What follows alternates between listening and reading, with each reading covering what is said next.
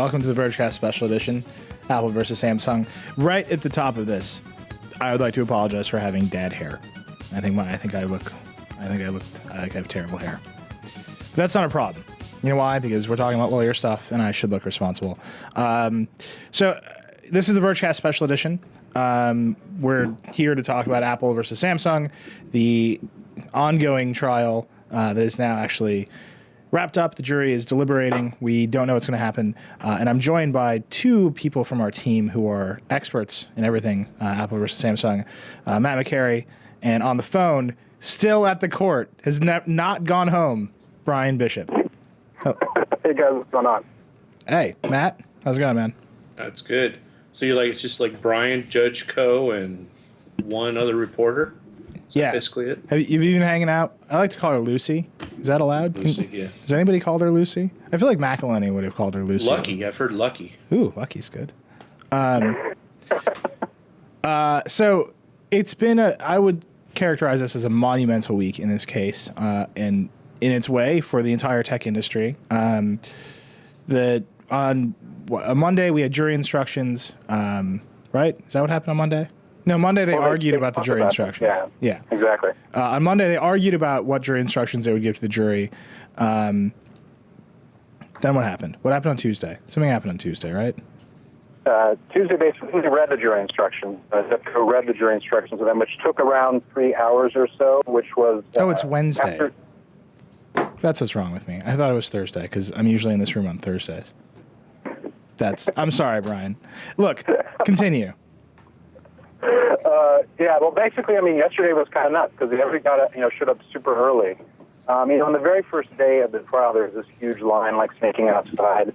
And we kind of saw a repeat of that yesterday, and people were really, really hyped because it was, it's a big deal. Lots of, satellite vans there, people broadcasting this big deal. And it was preceded by this almost 3-hour-long reading of jury instructions, which was epically mind-numbing, and all the people were just ready to die by the end of it, basically. It was pretty miserable. It was lots of people, checking their email and just, doing whatever. But after lunch, it came back, and we finally got to see Apple and Samsung, just during their closing arguments, which was awesome because, I wrote a piece last week about how we lost the narrative thread, in the last 2 weeks of this trial, and we finally saw the return of narrative yesterday. Which was a big thing because we feel these little bits and pieces of evidence come in, and they don't get really put together as a whole for the jury. But that happened yesterday, so it was great to see that kind of come together again. So let's talk about that a little bit. Let's just go through the day. We're going to spend a lot of time on closing arguments, but let's talk about what happened sort of at the beginning of the week and then throughout yesterday. Apple and Samsung have been, and people might not know this, but the backdrop to this case the entire time has been Apple and Samsung arguing a lot about what the jury instructions are going to be, whether the jury would be instructed over whether Samsung destroyed evidence, whether Apple had destroyed evidence, what the final verdict form would look like, how it would shape up. Apple wanted to group products into sort of representative groups, and they have been in the background arguing about this pretty vociferously, right? Oh, definitely. So can you characterize some of what happened? Because this is now the key. The jury is in a room alone, and all they have to work with is what they've heard in the court, obviously, the exhibits they brought with them, and these instructions and this form. And the way they fill out that form is the way the case is going to go. So can you talk about a little of the backstory with the jury instructions and the verdict form? Yeah, well, definitely. And one thing that was important that did happen on Monday, there had been months ago, Apple had asked for this magistrate, Paul Grewal, basically to tell the whoever, when the case only happened before the jury began deliberating, to tell the jurors that Samsung had kind of acted in bad faith with regard to evidence. And they'd gotten a ton of risk for having destroyed some evidence, and he granted Apple's request to go and have the jurors told they'd done that. Cool. We want the same thing to be said for Apple because there was some when Apple had hold on to emails because there was going to be potentially condemned site. So Judge Co basically agreed with Samsung and was going to go and tell the jurors that both Apple and Samsung had kind of, placed that with evidence. And Apple, obviously argued pretty strenuously against that. Their point is that there was no evidence that they destroyed anything. Mm-hmm. Steve Jobs had been, told to go and preserve emails. They had a in-house system to hold on to this kind of stuff. It was direct evidence that stuff from Samsung had been kind of missing. But at the end of the day, Co realized that, I agree with you guys. We're going to go and we'll read it to both sides. At that point, Apple and Samsung both said, if you're going to say we both did bad, let's just say nothing. So nobody thinks anybody did bad. Yeah. So that was an important thing because that's when it can really kind of, labor, the jury's impression of Samsung going into this thing and kind of could have set a tone. But Apple didn't get that, which was definitely a win, I think, for Samsung. Yeah. So basically, they said, okay, we're gonna read both sides did something wrong, and if both sides did something wrong, we'll just say no. We won't address it at all. So that finally happened. That has been going on in the back of the back of everything for a while, and then the jury form, which we're going to talk about a little bit. The final one was given out yesterday. I like that there was a break in proceedings while they literally made copies of the form, and like Judge Co went back to her chamber. So that thing is 20 pages long. It has 33 groups of questions on it, and if you individualize the groups of questions in terms of claim against device, and there's 20 odd devices, 28 devices, 21 devices, and many patents. There's actually 700 individual questions, I think, something around the area of 700 individual questions for the jury to answer on this form. So that was handed out.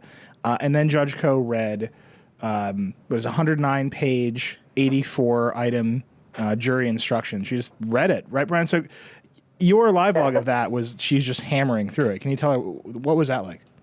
Well, it was impressive because this is a lot of legal language. It's pretty dry, and she just kind of went through it. She was like the Terminator. I mean, she just kind of like did not stop. There was like one brief moment where there's a slight catch in her voice, but she just went through it. But it was kind of funny. She's like, this is going to be. She basically said this was going to be miserable. So she said, let's make sure we have these little breaks where you can stand up and stretch every 10, 15 minutes or so. And so we hit the first one of those, and everybody stood up. They're like, oh, great, this is miserable as you promised. Let's stretch around a bit. But she only paused for about 10 seconds and sat everybody right back down.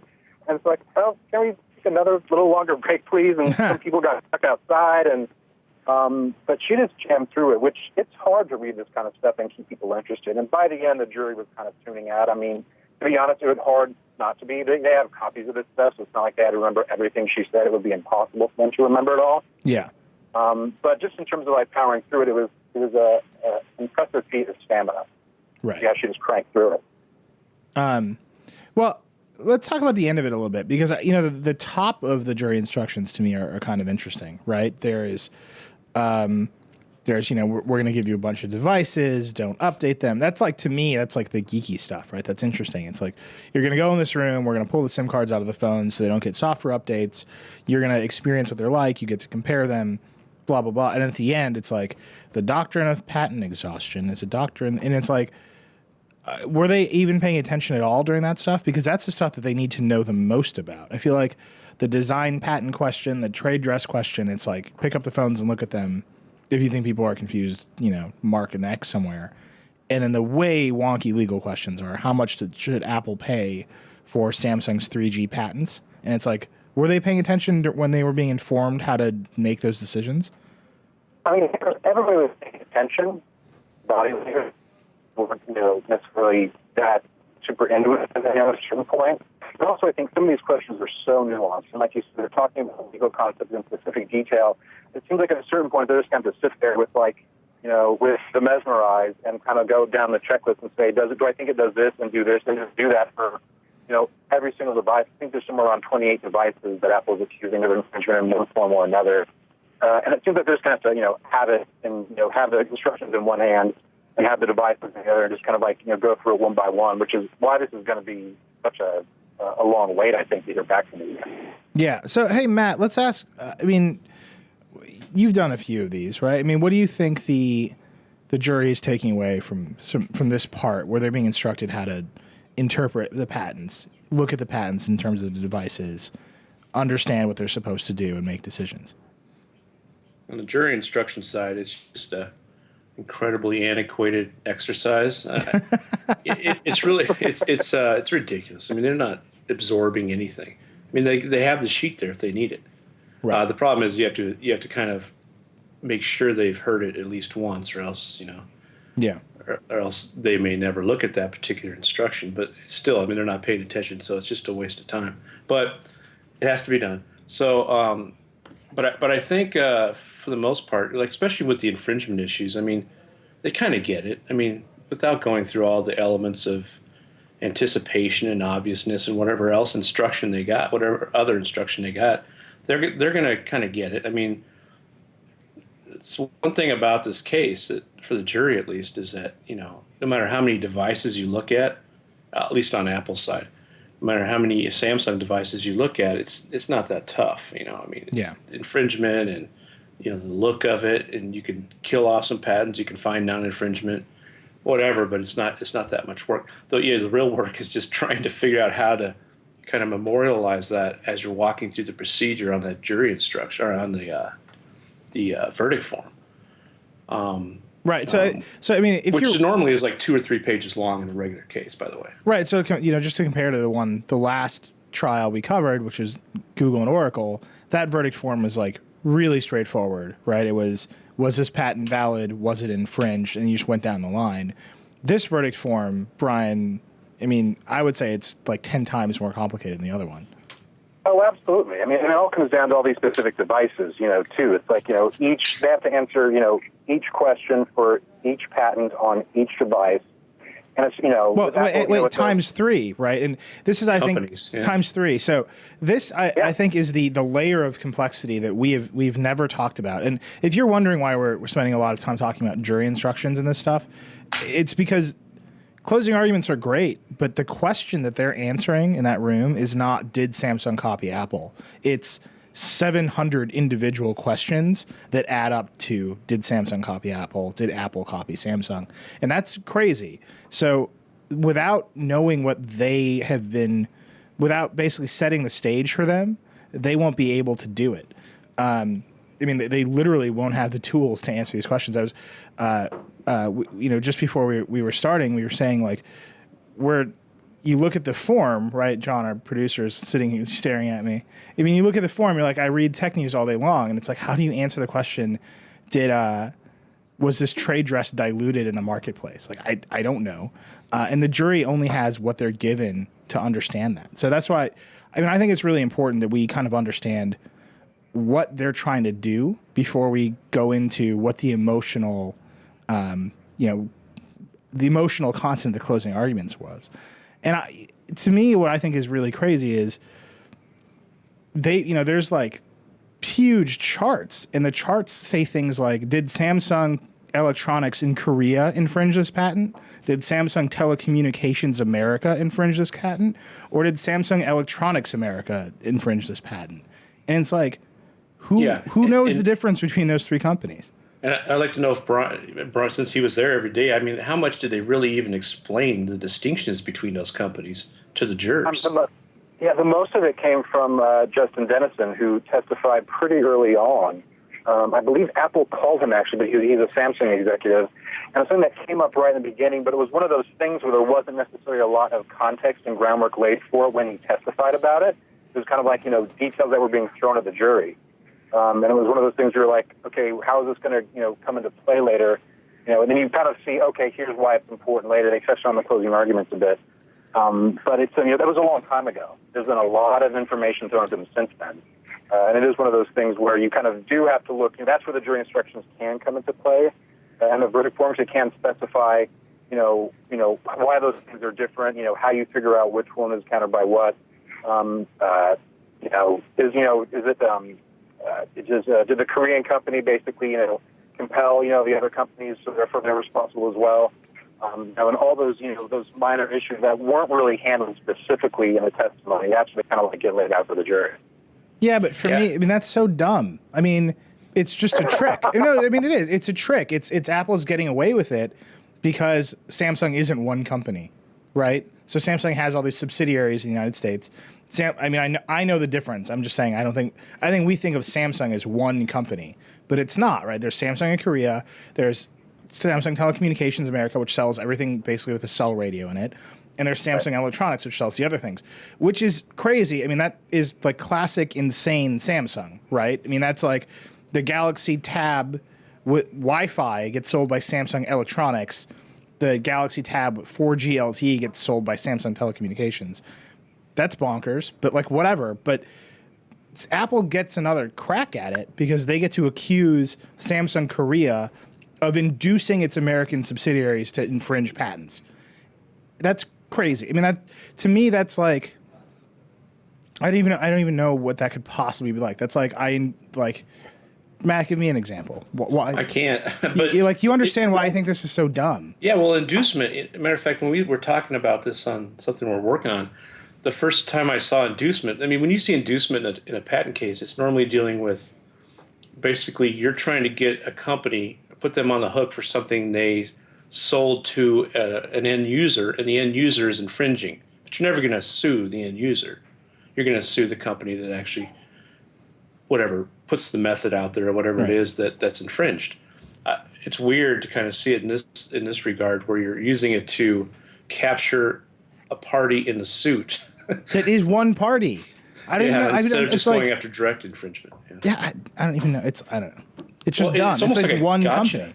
It is a gotcha because that's the way they structure their business. Anyway, so beyond, I mean, I'm saying that's a level of complexity in what the jury is doing right now that goes well beyond did Samsung copy Apple. They literally have to decide on top of everything else, did Samsung's Hydra-like structure, does that mean we have to punish them more because of a technicality? Because Samsung Korea made a phone and designed a phone and then gave it to Samsung Telecommunications America, which then sold it to AT&T. Somewhere in there, is there an additional piece of liability? And they have to figure that out. So to me, it's very interesting to talk about, and trust me, we're going to talk about in great detail what happened in the closings. But what's almost to me more fascinating is the incredible job the jury has to do now in taking everything they've learned over the past 3 weeks and turning it into all of these decisions. If it was just did Samsung copy Apple, I feel like, that's like a 50-50. Who knows? Who knows where they will emotionally land on that after all this. But this process now of going through there's a line on the jury, 22 or 23, question 22 or 23 is literally a $sign, a horizontal line, and then a question that says, how much should Samsung pay Apple? And it's like, you could write any number in. They could literally come up with any number they want to put in there. And 9 people have to decide and agree on what number that is. And that's crazy. Any other thoughts on the jury instructions, guys? Anything we need to talk about before we move on?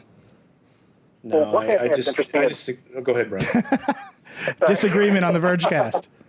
Well, no, I think the thing that's interesting about all those questions is it's also about, Apple trying to take as many bites at the apple that, that was accidental. That was terrible fun. Yeah. It takes as many, bites as it can.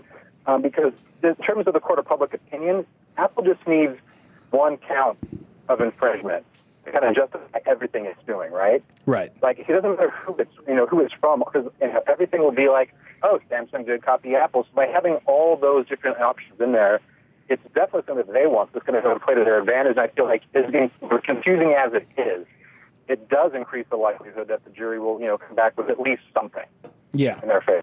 Well, I was wondering yesterday if Apple's ultimate strategy with their, and we've been saying that this is kind of the weakness of their case, the complexity of the case is the weakness from the beginning, but you have to wonder if their strategy is just to irritate the jury into like checking off a bunch of boxes, writing $2.5 billion, and like getting the hell out of there. Well, I'll be honest. It's hard for me to imagine them completely wiping out all of Apple's claims, whether it's through invalidity or non-infringement. I can't imagine Samsung's going to walk away without being on the hook for something. Yeah. Now, you're right, though. I mean, after that, it's kind of arbitrary. I mean, what's the damages? And, they talked in the closing yesterday about, his big last hurrah when he was addressing the jury was, you kind of have this window, this continuum between 0 and $2.5 billion. Make sure it's high enough that it's more than just a slap on the wrist to somehow alter their behavior. And I think that's important for Apple. If they if they got all of their infringement claims and only walked away with a minimal amount, I got to think that they would be seriously worried about what the message that sends to anybody else that wants to kind of take this line, developing iPhone-like devices or iOS-like operating systems. Yeah, there's a lot of bad outcomes for Apple, and there's a lot of bad outcomes for Samsung in the middle of walking away scot-free and getting paid $2.5 billion. So, Brian, let's shift gears and talk about the closings yesterday. I think yesterday was I agree with you. It started out with this incredible anticipation that was crushed by Judge Koh reading the jury instructions, but it picked back up again in the afternoon when closings really did start. So, you want to walk us through what happened there? Apple started basically, and then both sides had 2 hours, and both sides basically did their closing arguments, and they had they both had a rebuttal section.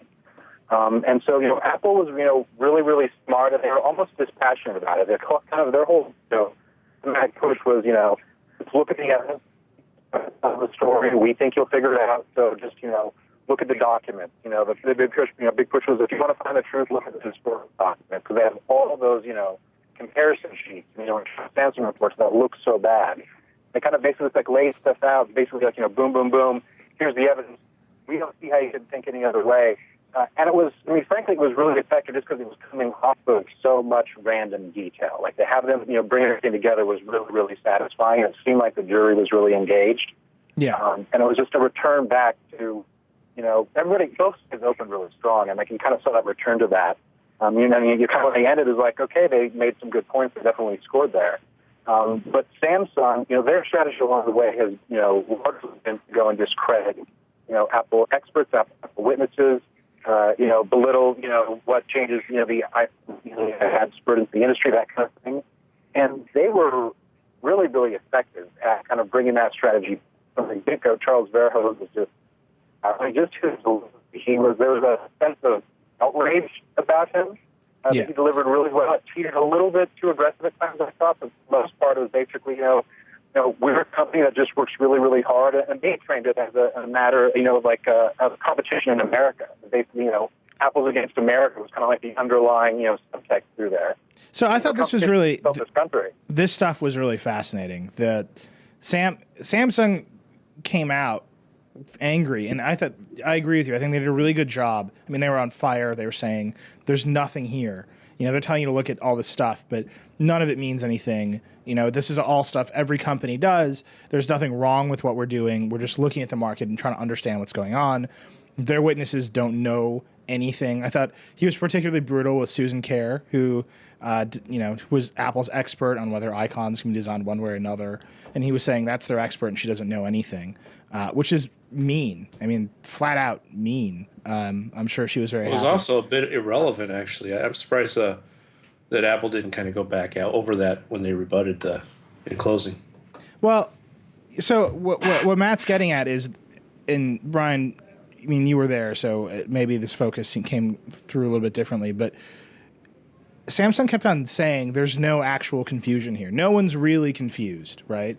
They never showed you any evidence of confusion. They never showed any surveys that there's confusion. But that's not actually the standard Apple has to meet. The standard they have to meet is, for the trade dress stuff, is likelihood of confusion, which is obviously very different than actual confusion. And for the design patent stuff, they have to say it was designed. The standard is it has to be deceptive in the marketplace, right? Which is a very different standard than actual confusion. And so Samsung is sitting there, they're hammering away on no one's ever actually been confused, when the law the jury has to apply is actually kind of different. Is that the standard for design patents, Matt? Right, it's deception. It's also likely to confusion to the consumer. Okay. So yeah, the standard basically, for our purposes, we can say the standard for both is likelihood of confusion. And actual confusion is a factor. But it's one of 7 or 8 or however many more they want to throw in there. Right. And no particular one has any more weight than the other. So it's, one of the other factors is copying and intent to copy. So if I'm Apple, I would say, I'd point that out, especially on rebuttal after they just got to saying you have to have actual confusion, no one's confused. Right. But I really didn't see them address that very much during the actual testimony or during the closing. Well, I have to say Well, okay. For me, and maybe I've got this wrong. They both blew their rebuttals. I think we should save that for the end. But to me, they both completely blew their opportunities on rebuttal. But yeah, it was a catch-all time. It was like, here's a bunch of crap you've never heard about before. Let's talk about it. So, but to me, I thought Samsung's, he had a line. Verhoeven had a line. With this case, you can change the nature of competition in America, which to me is like a little bit ominous, right? I mean, Apple's not suing Motorola for copying its design, right? They've got some patent stuff in the mix. Apple's not suing HTC. They're not suing Microsoft. They should be suing Google, but they're not. It's just funny to hear, this company accused of directly copying show up and say, you can change the nature of competition in America. On the other side, equally bad, Apple's lawyer goes, you can affirm the United States patent system with this case. That is insane. Which to me is like, dude, do you want to lose? Like, did you get paid to throw this thing at the last minute? You can affirm the patent system? Part of this is because we're in this kind of this world where patents are under constant scrutiny. So that really hits us as like, come on, that's a crazy thing to say. Whether or not the jurors really feel that way, the guy with there is somebody on the juror that has multiple patents. Right. On the jury, I mean. So, but yeah, when I heard that, it just, I twitched. I mean, that's just, why would you ever counter with that? Even if the jury like is out of the tech world, if they're sitting there and they've just gone through 3 weeks of, we have a patent on scrolling that bounces, and Samsung, we have a patent on playing an MP3 while you look at your email. I'm thinking, well, dude, maybe we should throw out the patent system. Brian, what was the reaction to that stuff? Well, I took it as the whole this country is built on competition thing that Samsung led with was so strong and compelling. I took and willingly went back with that, affirming the patent. I think it was Lee. Did the affirming the patent system thing. I just felt like a response to that, initial, attack because it was so effective. It didn't seem necessarily very thought out because I don't feel like a normal person would even necessarily know what that means or have a real feel for that, other than some sort of, Michael Bay flag waving, yay, it's, this is a thing. It's part of the overall picture. Yeah. It's very, very wonky. When you say, like, the country's built in competition, everybody understands that. That resonates at a very, very core level for every one of those jurors. Right. So the patent, thing seemed like the test to Canada didn't really play. I mean, I felt like that's what he was going for, and it didn't really work. Yeah. Well, your counter to that is to let us compete. Is we will let you compete. We just won't let you copy. I mean, that's really their story. I don't know why you even have to get off of that. I mean, that's just as compelling. So there's really no need to kind of go off this pro patent route. It made no sense. Yeah, I mean, Brian, so Brian, the sense that I'm getting is that Matt and I watched this stuff at a distance a little bit, and I got the sense that Apple's case, again, in kind of an exemplarily Apple way, was very simple, very like, here it is, like, you're going to stand in line and buy one of these, kind of like, Apple moment, right? Like, here's what we think. It's very simple. You have 4 options to compute the damages. Pick one. Let's get this over with. God bless America, right? And then Samsung showed up, and they're like, look at all this stuff. Like, here's this razzle-dazzle presentation. Like, I'm pissed off. I'm worried about the future of America. His damages presentation, I thought, was really off, like kind of wild. Because I think at one point he said allocated operating costs in his closing argument, right? And it's like, why did you say those words to the jury? Like, why did you spend any time saying those words in your closing argument in like this giant trial? I mean, is that kind of, I mean, again, we're at a distance. So is that sense accurate that Samsung was passionate and fiery, but a little less organized?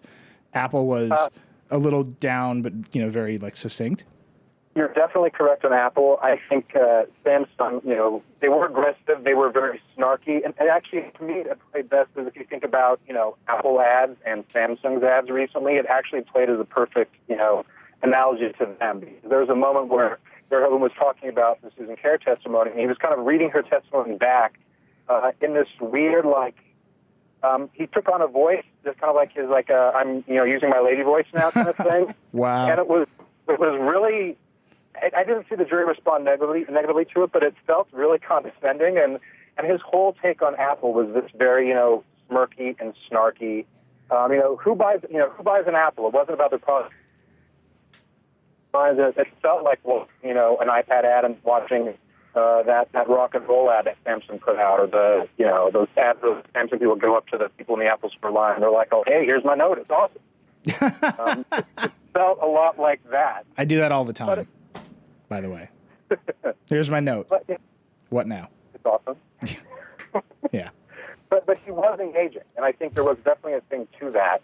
And jury was, they were leaning forward, they were really interested. What was weird about the hearing closed is that I think he had about 14 minutes left, and he spent it all on, defending the Etsy frame patent stuff, which seemed really, really dry and a weird way to close for his rebuttal. It was just like a strange, Matt, you called it out when we were talking in the thing. It's like, that's just bizarre way to go and, to end things up. And after you've made these passionate principled points, going to that, just, once again, leaves you in the weeds. Yeah, okay. We should talk about these rebuttals. I want to spend a little bit more time on the substance of the talk a little bit, right? Because I thought Apple made some points that kind of bear repeating, and I thought Samsung made some points that kind of bear repeating before we talk about how they blew these rebuttals. Because, to me, that's a whole story unto itself. But so Apple came and they said one line that I think is really interesting, and I want to get your sense of how important you think this is going to be to the jury. I think as William Lee said, it took Apple 5 years to create this revolution, and it took Samsung 3 months to copy it. That's the truth, and that's simple, it's clear, and it's undisputed. And he's making reference to Samsung saying, our sales are faltering, we have a crisis design. They put out the Galaxy S, and their sales went up. Do you think that was it's impactful on the page? We have it in the wrap-up article that Brian did. We have it. We pulled it out. It's in bright orange. It's very impactful. Was it as impactful in the courtroom? It's a great line. The problem is that it was basically all back to the icon designer's testimony. We talked about this in the last Vergecast. There's especially for months. I got 6 hours of sleep. To leave my baby, all this kind of stuff. And when they, had that, when that test when it happened, when Apple had the cross-examination, there wasn't a big focus on it being this, there was this rush job. That basically there was Samsung was in crisis and had to respond. It was like this 3-month sprint to go and get the thing going. That wasn't really framed as clearly as it could have been as an argument during testimony. And so it felt a little bit, it's a great line, but it also felt like it was something that they were trying to go and put together at the last minute. Obviously, the push for chronology was a big part of their closing arguments overall. That line in the room, even though it sounded great, it didn't feel like it was as powerful as it could have been because there wasn't enough backing it up. Can I say my favorite? Oh, go ahead, Matt. I was going to say that's a great point. I think some of these things often people come up with them when they're working on the closings because it's got to be it's this compelling presentation to the jury. And I think something like that, somebody had a light bulb go off, and unfortunately they didn't have that light bulb go off when they were presenting all that testimony because it could have easily worked that into the theme. Yeah. It would have been pretty powerful. There was another line, I can't remember what it was. And it sounded like one that they probably wrote down and they never said out loud, and it came off super awkward. It was, you're going to have to decide who lived by the rules and who didn't live by the rules. And I can just see him and just being like, and those who didn't live by the rules were Samsung. And it's That's like, it starts out like cruising towards the impact, and then it just like just explodes into nothing. Like it just falls apart into awkwardness. Yeah. So dead on. It was literally one of those where he's like, oh, lives by the rules and dies by the rules. And who didn't play by the rules is Samsung. And I feel like he even looked down and looked away and went back to notes or something when he said it. It was totally just kind of like, blah, just kind of fell flat. All right, so let's talk about these. So I think the sense you need to get from the closing arguments, if you've been paying attention to this, is they both started off with different types of kind of emotional pleas, right? One is, Apple started right off with Steve Jobs. I think it was within the first sentence they had said Steve Jobs worked on the iPhone for 5 years, right? Like they're there. They're making the emotional connection between we worked hard, and as Matt has been saying, this is their narrative the entire time. We're Apple, we spent all the money, we made the phone, now Samsung copied it. Very dry. Very look at the pictures. You can see what damage has been done here. Samsung came out and said this is basically bullshit, right? I mean, I think I had a tweet yesterday. I characterized it as Apple's entire game plan in closing was just look at this. And Samsung's entire thing was, yes, but let's look at it in exhaustive, painful detail. And that's I think what we came away from it. But then these two, I'm going to call them jokers. Then these two jokers had the chance to offer rebuttals. And I want to say they both utterly blew it. They delivered some lines at the very end of their rebuttals. They got into some zingers, but they kind of just wasted their time. Matt, I know you definitely got that sense. You want to talk about that a little bit? Yeah, I got it. I got it with Apple's. Although I will say that Apple started tying it back in at the end of the rebuttal, whereas Samsung just took the whole 14 minutes minus 5 seconds at the very end and just pounded on these issues. I mean, this is the last impression you have before this jury goes back and looks at the nightmare verdict form you've handed them, and you've just completely bored the hell out of them. Their eyes are glazed over, and it was insane because I figured, okay, I'm going to be a smart ass. I'm going to say, yeah, this is a terrible way to waste your 14 minutes, and I figured 4 minutes into it, they're going to shift gears and get back to their theme. But no, they just kept going. Yeah. Brian, what was the vibe there? I mean, to me, that was like nuts. Like just the fact that you're going to bring up, that you're going to say in your last 14 minutes in front of you get the last 14 minutes in front of the jury, and you're going to spend it on, we didn't break Etsy rules because we timely disclosed our innovations to the patent board, and our licenses under Frand are. It's like, no one cares about this, right? And you didn't sell to patent exhaustion doesn't apply because we sold to China. I mean, right. Well, there was a problem too with, and I think we touched on this in the live blog. Samsung had some time management issues. They had some throughout the trial. They had some in closings yesterday. When Verhoeven was doing his thing a couple times, the Samsung attorneys would come up to him and kind of whisper in his ear. It felt like he was, saying like, okay, warning him about his time. Basically, at a certain point, Verhoeven started getting really, really rushed. This is before the rebuttal. This is in his closing argument. He started getting really, really rushed and lost the thread. And then the other attorney came up, and afterwards, Verhoeven's like, what, let's take a break right now. To regroup for a second. They came back much stronger. I think there was just a lot of stuff they didn't get to. In the rebuttal, just through all the stuff out there.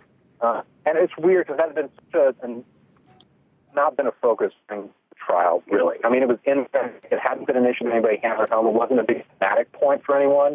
It was just information that was disseminated. And to go and spend that last bit doing it was really weak because even though Apple had clunkers, they did, they hammered on their larger, narrative points, in their rebuttal, basically. The whole thing about, compromising on damages, as lame as the reaffirmed American patent system is.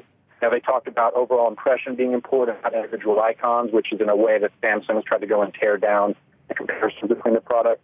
They kind of, they hammer their points out where Samsung just kind of petered out to the point where Verhoeven finished, and he was like, thank you, that said, ladies and gentlemen of the jury, thank you very much, and started walking back, and Judge was like, wait, you have a couple more minutes. He's like, oh, okay, I have something else to say. And he presented a longer, more thought-out thank you.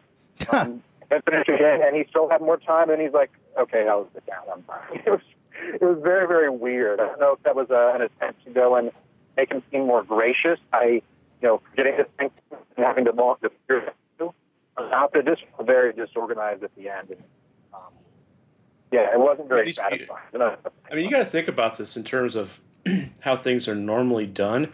If you have a patent case, just a run-of-the-mill patent case on a doorknob or some kind of one patent, maybe a handful of products that are alleged to infringe, that trial can go on for a week.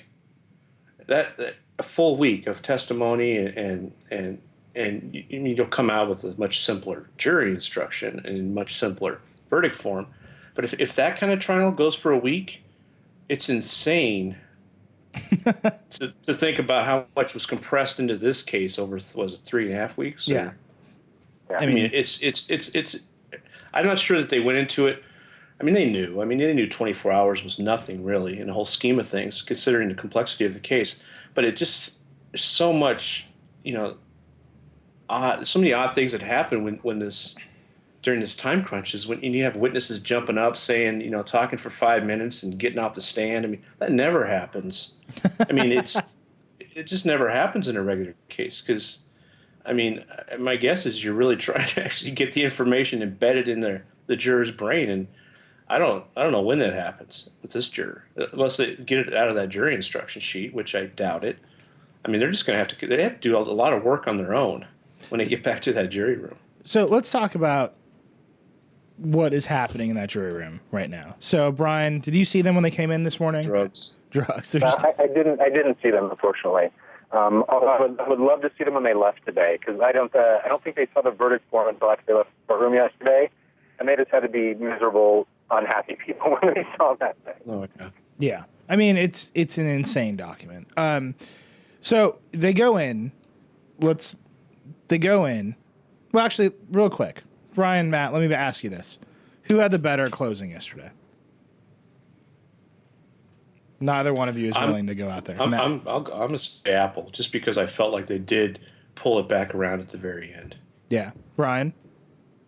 I think it was pretty close, actually. I would probably give a small edge to Apple just because, the easiest issues to discuss, are the ones that they're presenting. The left, and there's so many opportunities for people to go and find infringement with what they're doing, and their narrative, ultimately, I feel is more compelling just from a dramatic standpoint. Because, Samsung's defense overall is basically, we didn't copy stuff, form follows function, and so you can't really get mad at us. They brought up an example of going into Best Buy, he's looking the same as an example of what smartphones are like. And that's true, but there's so many specifics. Yeah, you know what I didn't get about that? Does that mean it's now open season on Samsung's TV design? Because, they do like touch of color. They've got the really thin bezels. Like, can LG just go in there now and be like, look, you said all TVs look the same? But there's a lot of like dancing on pinheads there. As for me, there's an Apple TV that looks just like the Samsung TV. That would be amazing. If Apple puts out a TV that looks just like a Samsung, like touch of color TV, that would be terrific. And then they could sue each other, and they could literally just like switch binders, like the two sides would be like, here's what we said the last time. Okay, cool. So for me, I thought Samsung came out of the gate way stronger yesterday, just because they had the fire, they had the passion, and that rebuttal to me was, the time issue. They had time issues from the get go, right? I mean, during even the first part of the closing, they had time issues. So to me, they just kind of they got caught up in losing time, and instead of making sure that they delivered the emotionally impactful argument, which is the only thing that's, really important, I think. They made sure to check all the boxes of the legal arguments, and that, to me, that was completely manifested in their rebuttal, where they spent 14 minutes talking about Frand, and they should have spent 14 minutes talking about anything else. I'm with you. I give the slight edge to Apple just for at least keeping the plot at the very end and kind of like making the impact. But I thought Samsung started out very strong. Go ahead. Definitely. And they had the opportunity to close. I mean, they had the time, and I think there was just one or two lines about, Samsung compete freely in the marketplace instead of Apple trying to courtroom. Great stuff. That is awesome stuff. But they could have hammered on that like they did in the beginning, and just kind of left the France stuff alone, because I feel like the jurors already were just kind of whatever about that. And really, in the face of all the other stuff happening, it's kind of inconsequential. I don't think thinking that, Samsung was active in bad faith in terms of brand is going to tip the scale of the design patterns for anybody. Like, I feel like they could have just left it alone and just hammered on their theme and done. Right. How impressed would you have been if knowing that the only thing you really want to talk about is Frand, you just say screw it and you get up there and you say we don't have any rebuttal? Just kind of, we're confident. We're going to sit down. I mean, sometimes it's better just to shut up and sit down. I mean, there's no reason to use every minute of your time if you're not really going to contribute to anything. So, I mean, I really, it was, I think I agree. Apple did a lot of the same thing. I just don't think it was all packaged at the end on that last impression, which is really kind of what I mean. In the end, I'm not confident the jury's not going back there and saying, "God, I hate those bastards for doing that 14 minutes." So I'm going to screw them over on all these claims. Yeah. But I do, everything kind of just builds on itself, and you get this kind of overall feeling. And when you get to those Frand issues, this stuff's, they don't know any more than they did before that 14 minutes. Yeah. So you really got nowhere except kind of annoying them and mostly just boring them. Yeah. So, well, and us. I mean, I will say that I got to dish out a couple hilarious tweets because I spent 14 minutes on the Frand. And I'm just calling my own tweets hilarious. That's where I'm at in life. That's what kind of ego monster I've become. So let's talk about what's going on in this room. We've got a few minutes here. We can kind of wrap this up. They're in there. They're picked. They have to vote on a foreman. I think that'll be kind of interesting to see who they pick at the end. They've got all these devices. I think it's hilarious that they have an overhead projector so they can put their binders full of evidence up and like my fourth grade classroom, I'll look at the same piece of paper. What do you think they're going to start with? I mean, do you think they're going to go in order? Do you think they're going to skip around? Do you think they're going to set the form aside and just talk about the case at whole? Like, what would you do? I would start from the beginning. Go ahead, Brian. Yeah. Well, I was going to say, the way my brain is wired, I would probably look at all the invalidity stuff first, because so much is, I mean, they can still find infringement and have the patents be invalid, at the same time. But I would just kind of, that's the way my brain's wired. I would kind of start at the list and work out from there. I imagine they'll probably just, start in the order of questions. Right. The design stuff, because that's the most engaging stuff. That's the stuff you want to talk about. Right. Do you think they're going to actually hold up the phone? I mean, they've got all the phones in there, and they one of the instructions is if you believe these design patents adequately describe a real device, you can use the real device and not the patent to make the comparison. So they can hold up an iPhone and say, "Does this look the same?" I mean, do you think they're doing a lot of that? To me, the idea of being on this jury is insane. Like the idea that you're alone in this room with 8 other strangers, basically, and you've got to decide whether one giant company copied another giant company. To me, is beyond comprehension. I mean, I guarantee there's at least 1 or 2 ringers sitting in that jury room that are going to pull out every product. Yeah, the same ones that held their hands up and answered every question in class. They're going to go through, and they're going to, at least for a while, until they realize the futility of it all. But I think for a while they'll be pretty diligent, and that bodes well for Apple, because if you start from the beginning, and in the beginning is where it requires the most diligence because of those crazy charts, then I think that could benefit them, because then by the time you get to Frand, you're just disgusted at the bottom of the jury form.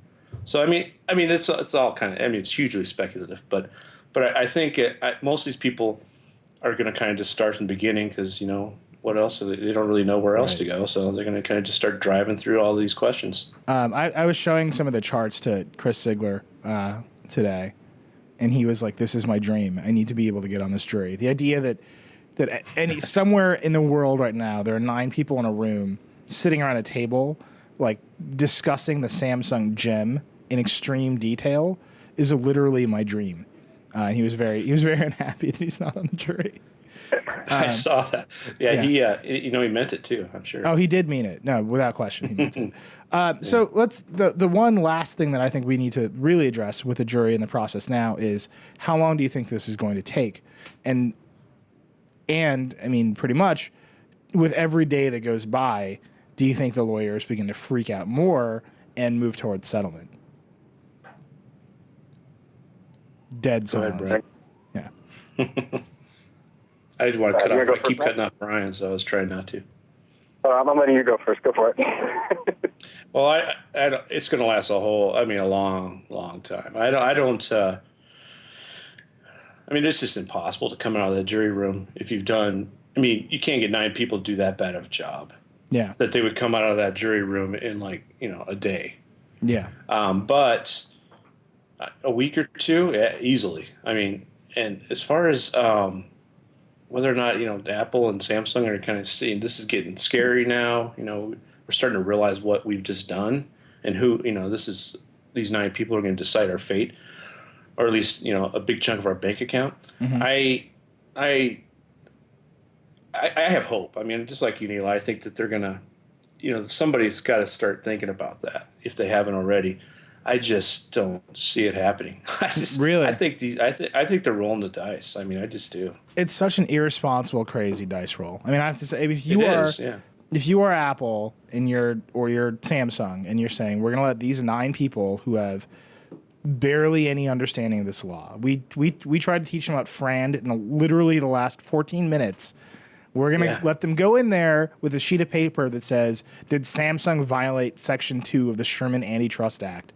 And trust them to know what the hell they're doing, where we could spend our time actually competing by talking to Apple and getting our incredibly sophisticated lawyers and business people on the phone and saying, how do we make a deal that works? It's obvious which one to pick. Like, I don't even know how you end up in this situation. And I think with every day that goes by, they're going to realize more and more what a gamble they're making. I mean, can you just imagine? Yeah, go ahead. No, I was just saying, like, it's there's a meeting with Tim Cook and his general counsel, and he's like, so you think the 9 guys will figure it out and give us the $2.5 billion? Yeah, definitely. And it's like, what? Like, did that happen? That had to have happened, right? I mean, that's how you allow this to happen.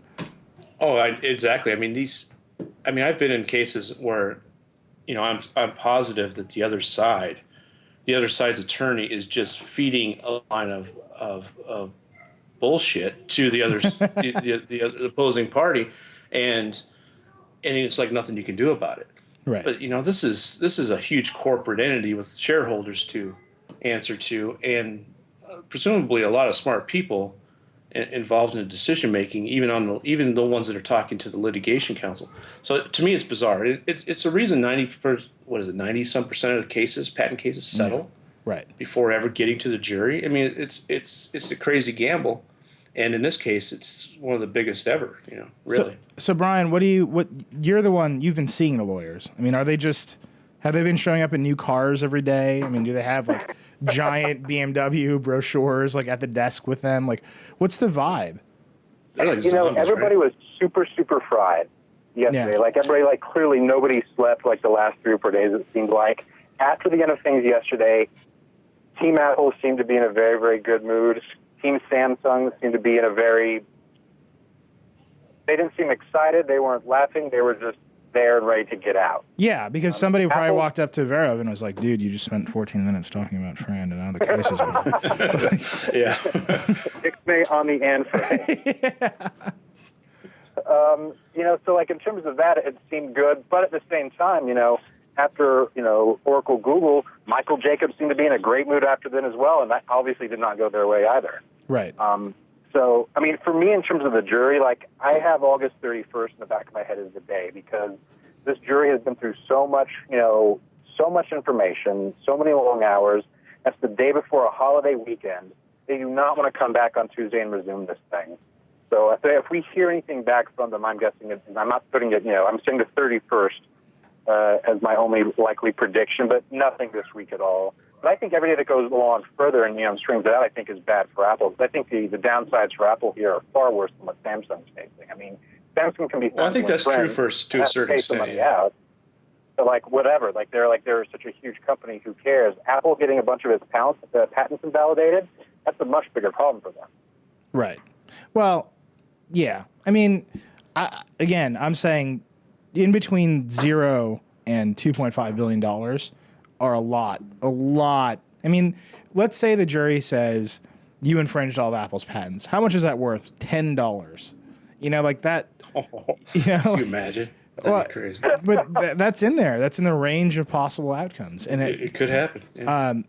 That's a bad outcome. And there's a lot of steps all the way up to $2.5 billion. And there's a lot of places where I think a company would say, well, Samsung got dinged for it. They got billed or fined, a couple $1 million, but their products are colorably better and they made, they're dominant in the marketplace. Like, fine. Let's put the money under the bed. We're going to copy the iPhone and we'll pay the money when it comes out. And that's a terrible precedent for Apple. For Samsung, there's all kinds of bad, there's, you infringe this patent, but not this patent. You get nothing for your FRAND patents. You violated the Sherman Act. Like, there's a whole range of ways that Samsung's business can be thoroughly disrupted, especially because of sort of the multiple businesses at play here.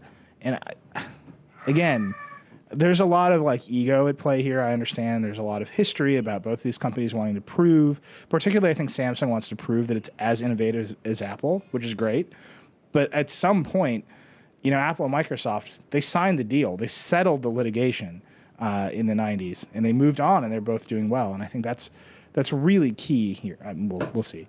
I mean, with every day that goes by, my belief is that settlement becomes more likely, as opposed to an actual verdict being delivered becomes more likely. But that's just me. I would agree with that, and I also qualify with I'm hopeful as well. Like I said last week, I think it's a win-win if they settle.